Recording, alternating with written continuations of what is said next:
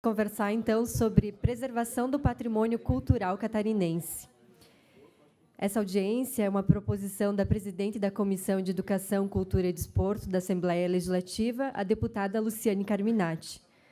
O requerimento foi aprovado na reunião da comissão no dia 27 de junho. Para iniciar, nós vamos convidar a presidente da Fundação de Cultura de Bombinhas, a senhora Nívia Maria da Silva Bicker, para nos apresentar um bem imaterial do município, a bebida concertada.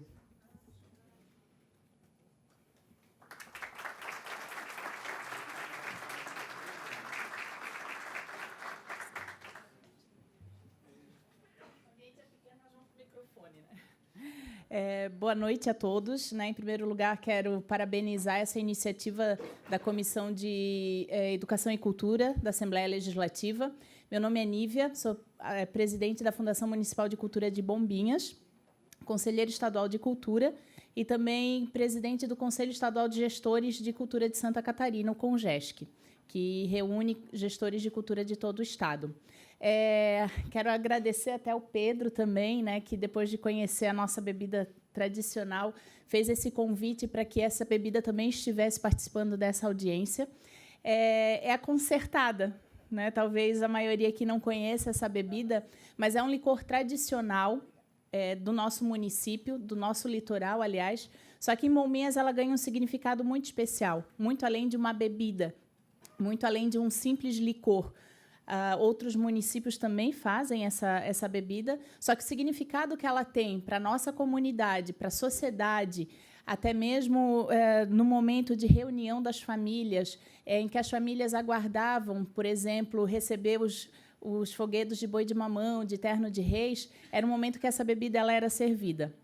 É um licor de café, que é fervido com cachaça e algumas especiarias também, tem um sabor, ora mais adocicado, ora um pouquinho mais forte, dependendo da concertadeira que faz essa bebida. E por que esse nome, concertada? Vem do ato de consertar o café. O café ele era passado, muitas vezes ele acabava ficando de um dia para o outro, dentro de um boião, em cima do fogão a lenha, e ele era fervido então com a cachaça, com as especiarias, muitas vezes guardado, principalmente para a época de final do ano, onde as famílias, as casas aguardavam esses grupos, essa visita, ou outras vezes simplesmente para aquecer uma noite um pouquinho mais fria. E, como eu falei, em Bombinhas ela ganha esse significado como um símbolo dessa reunião entre as famílias, da integração daquela comunidade, e nós tornamos essa bebida como patrimônio imaterial da nossa cidade também. Estão todos, então, convidados a fazerem uma degustação da concertada. Obrigada.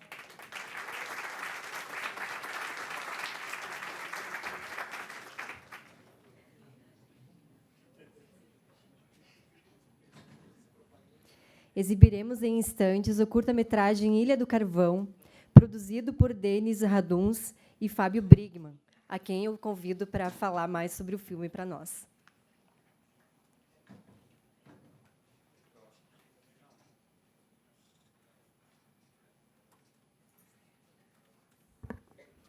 Bom, boa tarde a todos e a todas. Eu acho muito legal que esse tipo de evento, de audiência pública, para debater algo que acho fundamental, ainda que a gente talvez debata muito e faça muito pouco. É só olhar para a cidade e para as cidades de modo geral e ver que todo patrimônio histórico todo dia é tombado, literalmente, Tipo, eles caem, porque os proprietários são de uma elite que não tem o menor pudor em destruir qualquer passado e qualquer coisa. Então, só que eu sei que somos poucos, Tipo, então, eu queria agradecer a deputada Luciane, o Pedro, a Adri Canã, e o filme fala por si, eu acho, Tipo, depois quem quiser conversar com a gente e tal, ele fala por si. E o Denis vai falar um pouco sobre o texto que ele escreveu,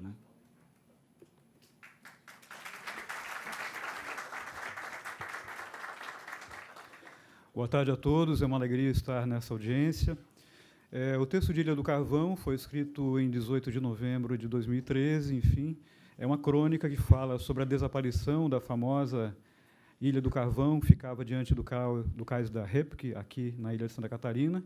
E ele tem, como vocês perceberão, um registro lírico, enfim, é um texto que tem uma visão crítica sobre a realidade, e, no entanto, fala sobre as realidades alternativas do espaço urbano, e parte, obviamente, de imagens de arquivo.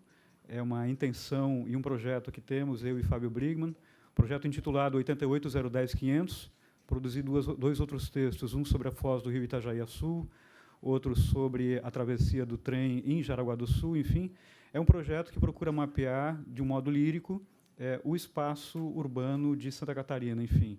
Parte também da minha vivência como diretor de patrimônio cultural da Fundação Franklin Cascais por 5 anos, sob a gestão do Rodolfo Pinto da Luz. E lá tivemos, na Casa da Memória, essa intimidade, né, com o trabalho, o trato do audiovisual, da imagem, do valor que a imagem tem como modo de dar continuidade à memória, às histórias de vida, enfim.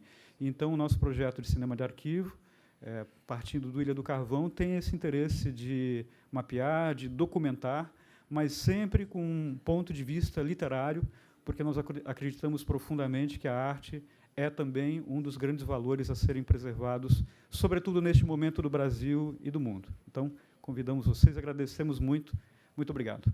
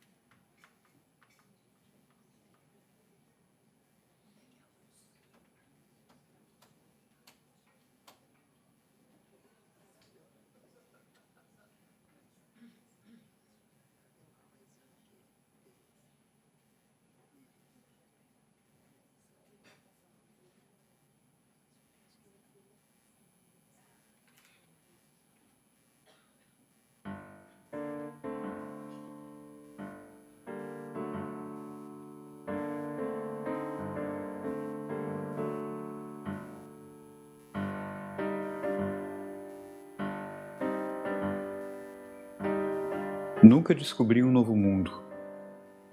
Não povoei desterros. Nunca pisei uma ilha nova desperta de um sono antigo da geografia. O que ficou por descobrir, se estima, repousa fundo no oceano ou levita na Via Láctea, além do alcance das cartas náuticas. Mas descobri como chegar andando no decentro ao lugar exato de uma desaparição.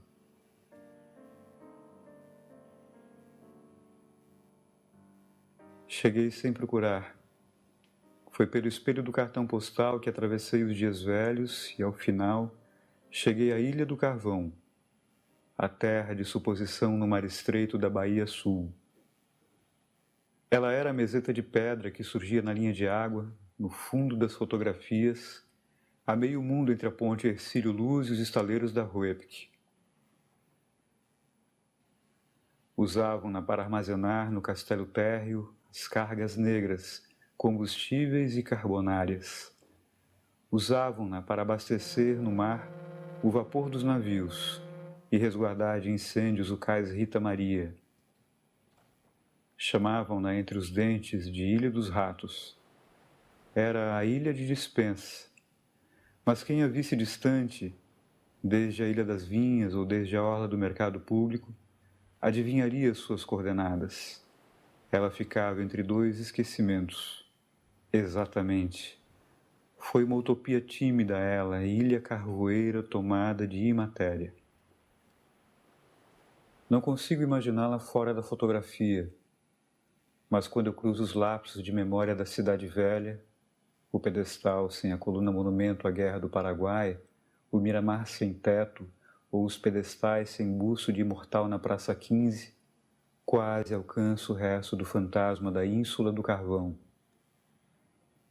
E dizem que o ectoplasma de suas pedras dorme no pão dormido dos mendigos de domingo da Rua Anita Garibaldi ou nas moradas dos andarilhos na calçada do Museu Vitor Meirelles.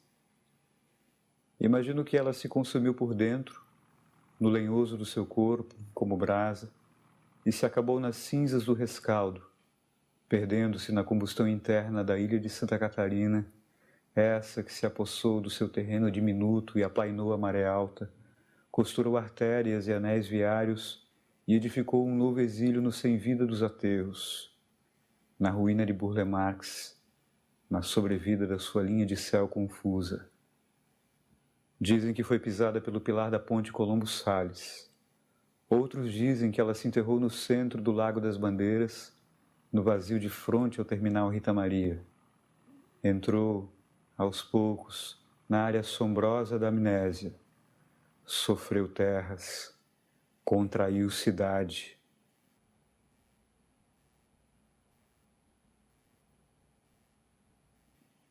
Devo dizer, não tive ilha como língua materna. Sou do Rio e falo Foz, idioma de água doce que traduzo para o sal.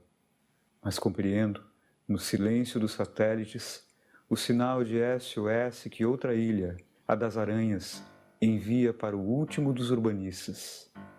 Ela teme o avanço da ponta do coral e sua hipótese de hotel e de tentáculo de terra que, no final, a encubra bem no meio da Bahia Morte. Mas são apenas as variáveis do mundo do capital. Não tenho profecias e meus olhos se apaziguam com a ilhota, ainda viva, no mar calmo e preto e branco do cartão postal.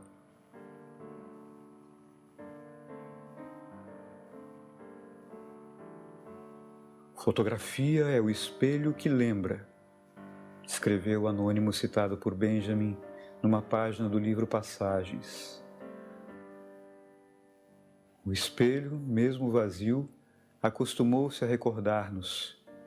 Ao contrário, o espelho d'água da Bahia esqueceu a Ilha do Carvão, mas o cartão que a recorda ainda assim leva a assinatura de Colombo, a foto postal Colombo que vendia sua imagem. Remete ao outro mundo do que foi, mas não é mais, e continua sendo no arquivo, ou no terreno da história oral.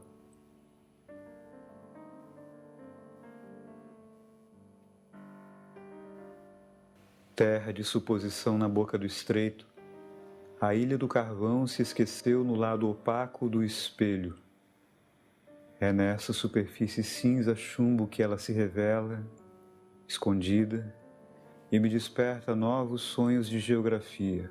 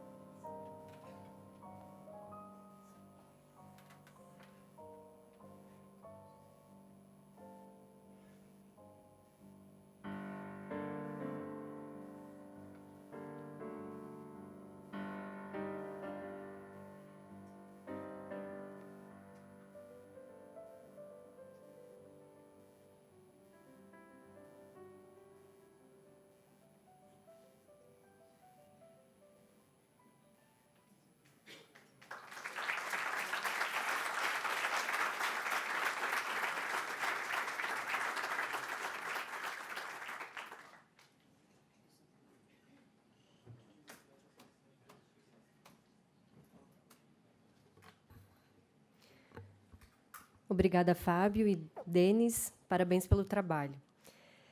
Passaremos de imediato à composição da mesa. Convidamos, então, a presidente da Comissão de Educação, Cultura e Desporto, da ALESC, a deputada Luciane Carminati,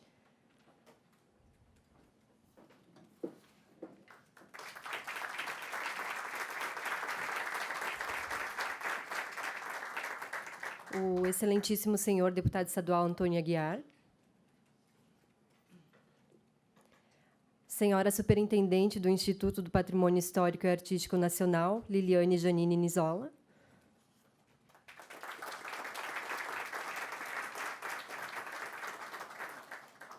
senhor presidente do Conselho Estadual de Cultura da Secretaria de Estado de Turismo, Cultura e Esporte de Santa Catarina, Marcondes Marchetti,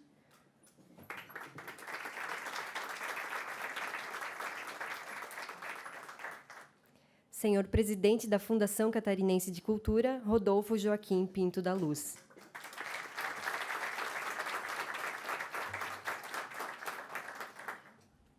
De imediato, eu passo a condução dos trabalhos para a coordenação da deputada Luciane Carminati.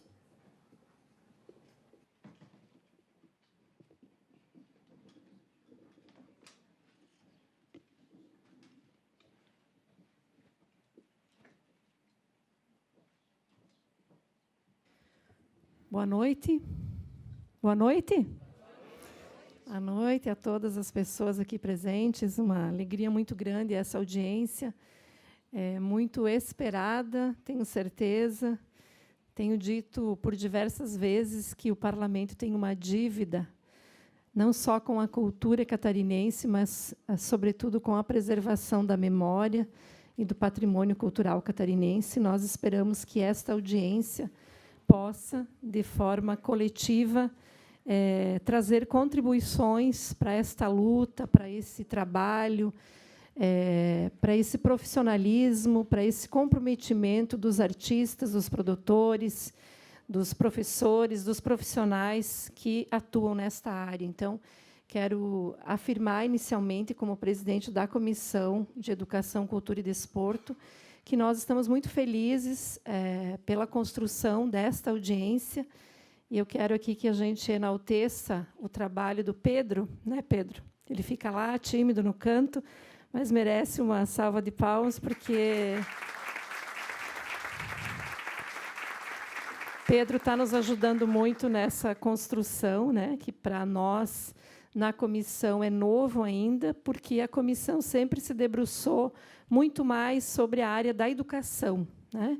E a cultura acabou ficando de lado. Então, quando eu assumi a comissão esse ano, eu disse, não, dessa vez, agora, nós vamos colocar a cultura também na mesa, né, para que, de fato, a gente enxergue os desafios que nós temos e que são muitos. Então, eu quero cumprimentar a todos, cumprimentar o Rodolfo, muito obrigado por ter vindo, e temos desafios em conjunto.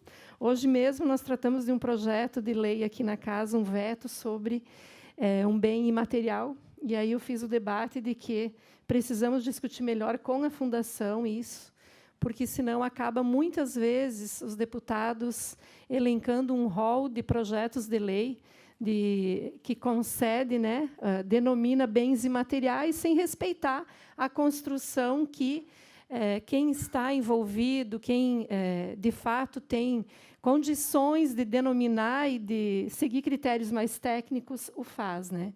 Então, fizemos o debate hoje e mantivemos o veto do governador em respeito também a vocês, né, e a construção que nós temos que fazer nesta audiência. E eu falei desta audiência.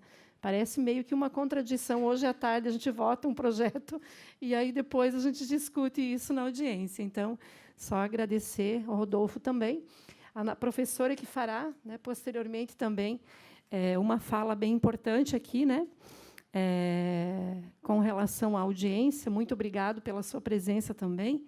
Agradecer ao Marcondes Marchetti, né, que assume o conselho. E, com certeza, é muito importante o conselho atuante, representativo e democrático, no sentido das diferentes representações da cultura catarinense. Então, todos são bem-vindos aqui, se sintam à vontade. Eu quero só citar algumas lideranças, algumas presenças aqui. A presidente da Associação Catarinense de Conservadores e Restauradores de Bens Culturais, a Suzane, que está aqui. Assessor jurídico do Núcleo de Projetos da ONG Arte Movimenta, Ricardo. Poderia só levantar a mão aqui para a gente identificando. Obrigada, Ricardo. O coordenador do Núcleo de Estudos Açorianos da Universidade Federal de Santa Catarina, da UFSC, o Francisco do Vale Pereira. Aqui, Francisco. A gerente de Cultura, Serviço Social do Comércio SESC, Maria Tereza Piccoli. Maria Tereza. Diretora do Patrimônio Cultural da Fundação Catarinense de Cultura, Vanessa Maria Pereira. Ok. Presidente do Grupo Cultural Arcos, a Ana Lúcia Coutinho. Presidente do Conselho Municipal de Políticas Culturais, Ademir Bussolo. É isso. Se eu falar algum palavrão aqui, vocês podem gritar, tá? Porque, às vezes, né, italiano peca, né, nos sobrenomes, cheio de consoante, né, Rodolfo? Aí não dá. Presidente da Fundação Lagunense de Cultura, Márcio José Rodrigues Filho. Presidente do Conselho Estadual da População Afrodescendente, José Ribeiro. Arquiteta do Serviço Patrimônio Histórico-Cultural, Histórico-Artístico e Natural do município de Florianópolis, a Karina. Conselheira do Conselho Municipal de Políticas Culturais de Florianópolis, Setorial da Cultura Popular, Neiva Ortega. Neiva. O vereador de São José, Caio Martins. Seja bem-vindo. A superintendente da Fundação de Cultura e Turismo de São José, Joyce Porto Luca. Presidente da Associação dos Arte Educadores de Santa Catarina, Marcelo Pereira Seixas. Diretora de Artes da Fundação Franklin Cascais, Maria Elisa. Vereador do município de Penha, o Everaldo Dalpozo, está aqui filmando.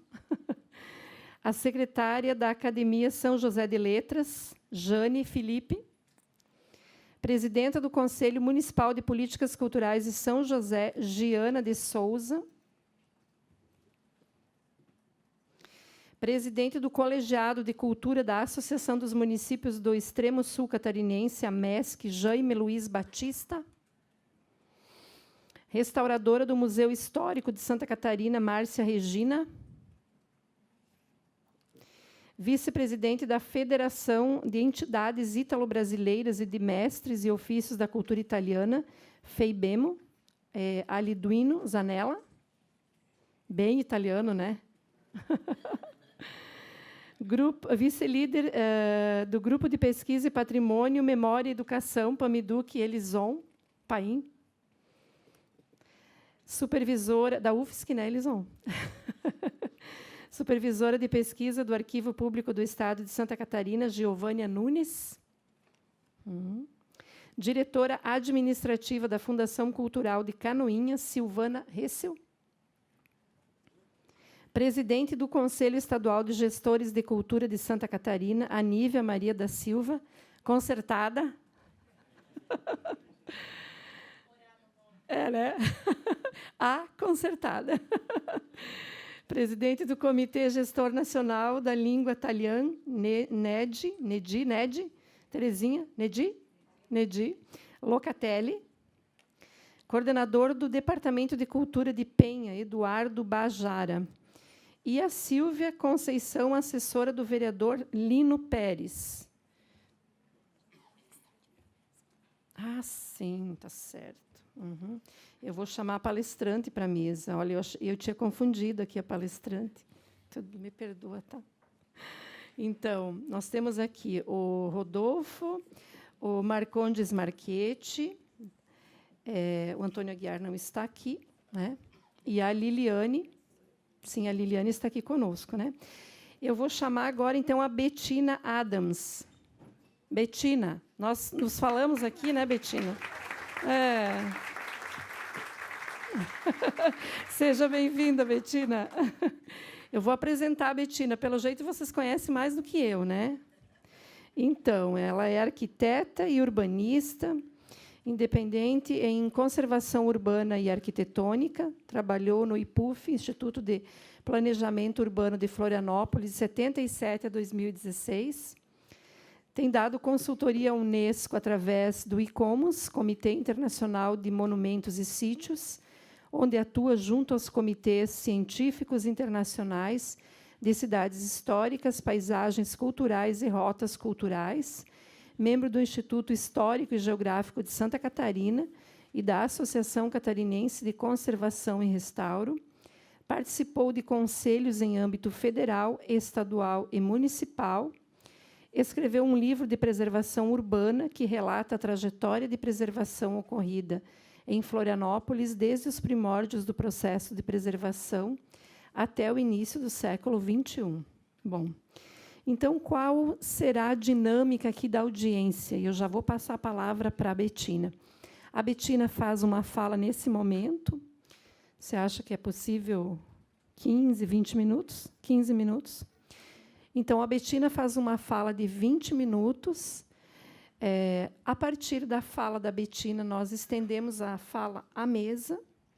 Claro que não será 15 minutos para cada um. Meia hora, Rodolfo.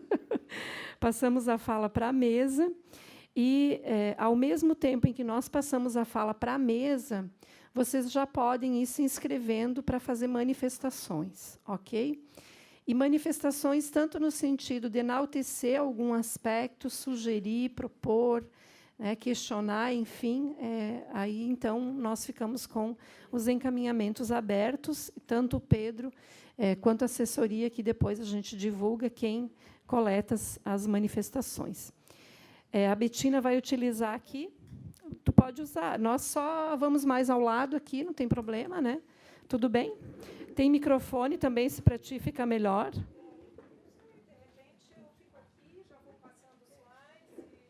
Contigo.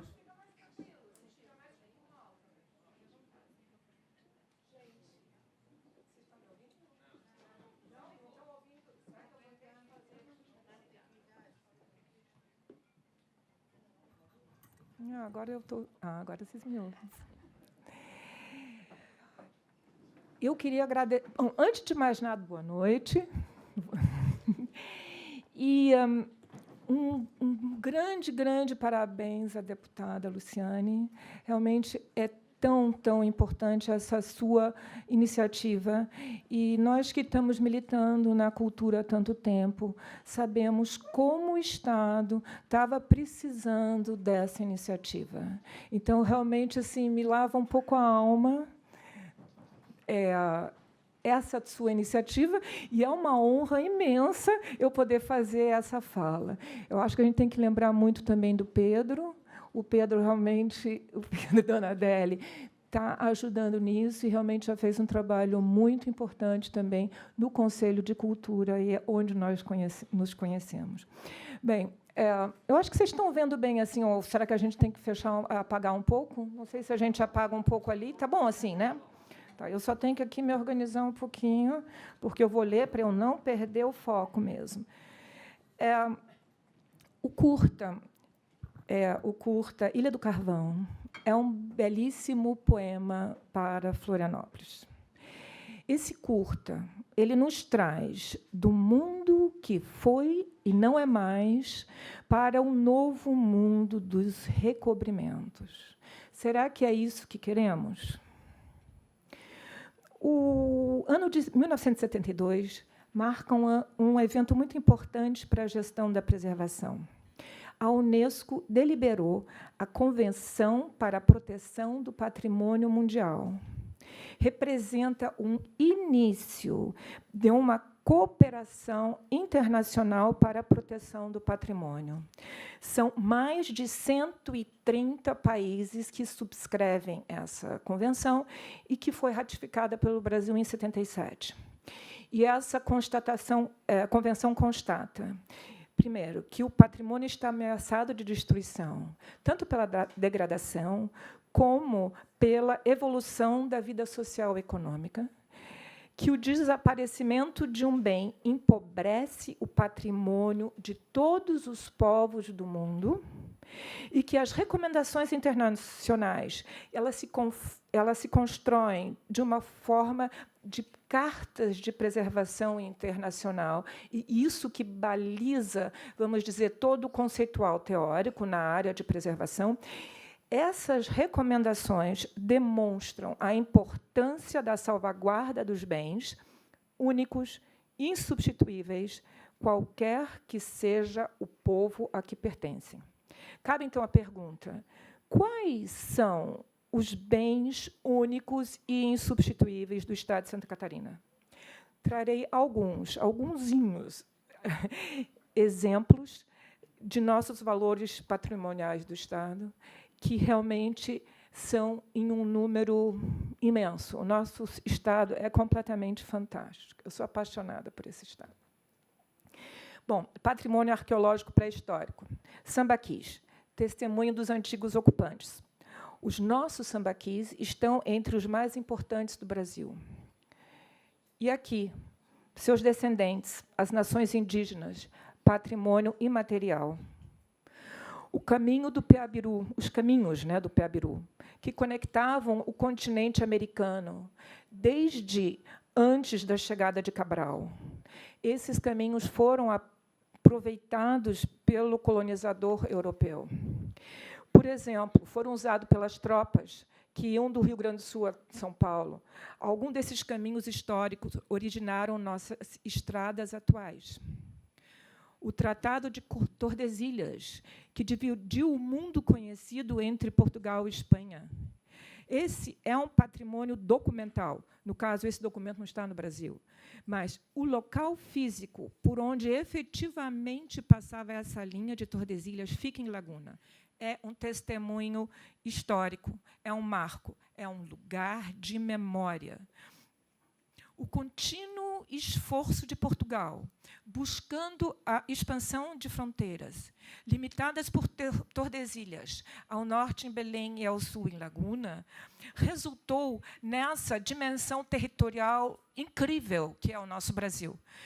A implantação da capitania de Santa Catarina é a primeira ação administrativa em território português e de larga escala que objetiva concretizar essa intenção de ampliação de território.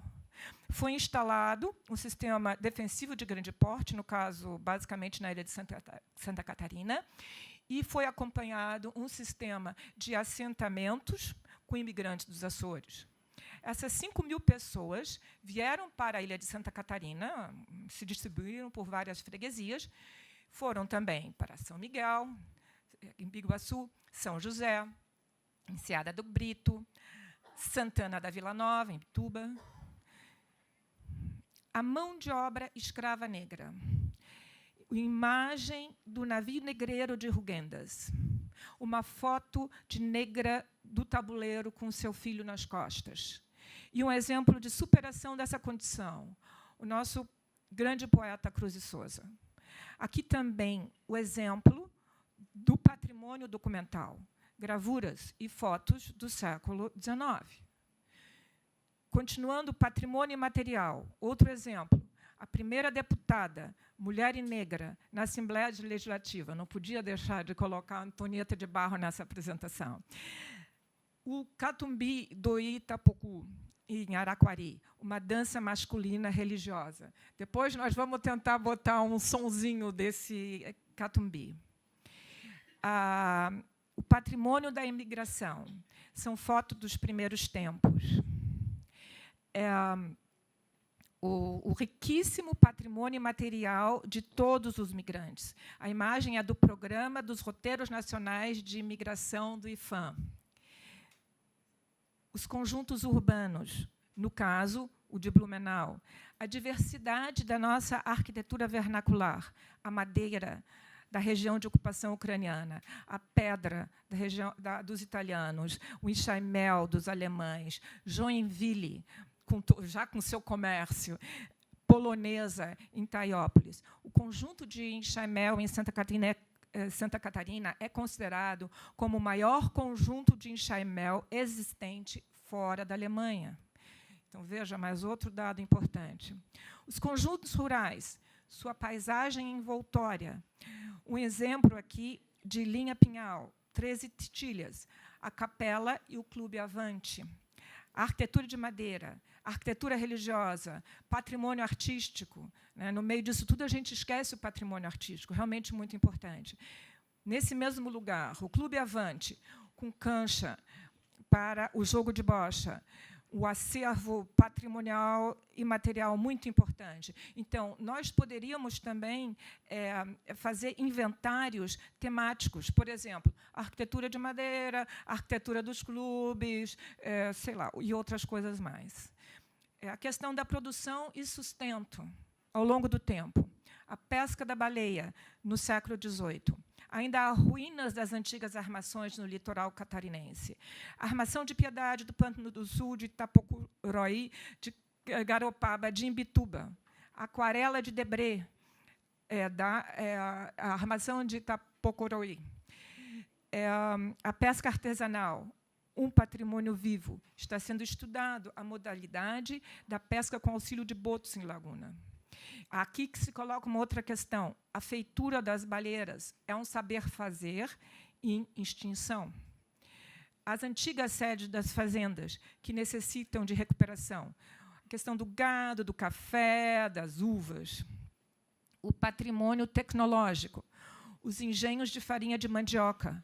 Tivemos tantos engenhos de farinha na nossa ilha, já não resta quase nenhum. A farinha de Santa Catarina era famosa no Brasil. A característica frágil das edificações que abrigam os engenhos. Outro saber fazer que está sendo descontinuado. A questão do patrimônio industrial. Por exemplo, a fábrica Hering, em Blumenau, com seu patrimônio histórico e também seu patrimônio arquitetônico contemporâneo. O projeto do arquiteto Hans Broos. O patrimônio paisagístico dos jardins suspensos projetados por Burle Marx.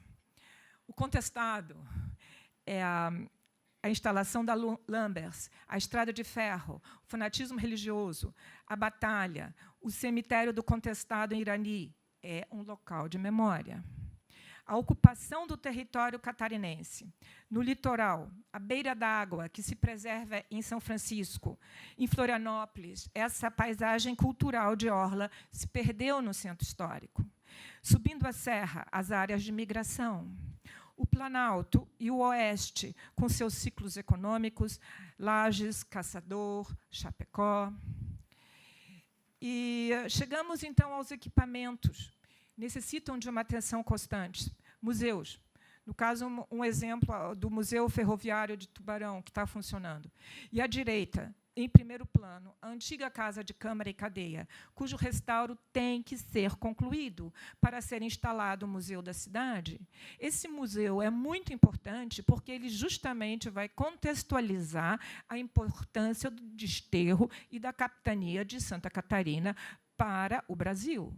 Mais ao fundo pode ser visto o Arquivo Público Municipal de Florianópolis, seus documentos valiosíssimos, com sérios problemas de adequado condicionamento. Bem, a diversidade cultural de Santa Catarina se destaca do resto do país. Nessa imagem, as categorias de bens a serem preservados estão relacionadas aos respectivos instrumentos de proteção. Esses instrumentos, de um modo geral, são criados em âmbito federal, mas eles devem ter legislações estaduais e municipais próprias. O primeiro, tombamento, criado no Brasil em 1938, protege o patrimônio material, cultural e natural, tanto móvel como imóvel. E à esquerda, as categorias de proteção, que já mencionamos anteriormente. Eu não vou passar por elas. Segundo, o registro. O patrimônio material